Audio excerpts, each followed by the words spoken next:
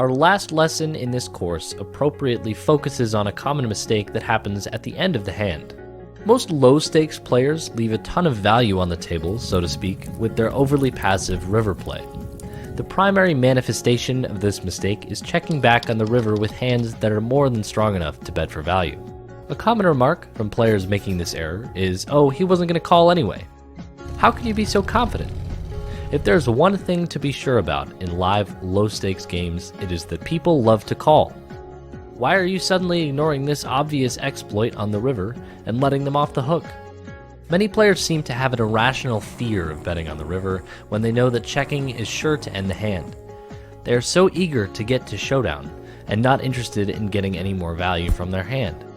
What they fail to realize is that, for the most part, people play fairly straightforward on the river in these games. Furthermore, check-raise bluffs are incredibly rare. Combine that with people's overall propensity to call, and we should be looking for more thin value on the river, not less. Even if you do get raised on the river, we need to focus on the fact that this should not scare you. It's perfectly understandable that being put in difficult spots at the poker table is uncomfortable, but that's the beauty of the situation. In rare occurrences that you do get raised on the river, it isn't a difficult spot.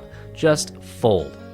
Low-stakes players are nowhere near balanced in their river raising range. You can simply give them a ton of credit, unless you have strong evidence to suggest otherwise.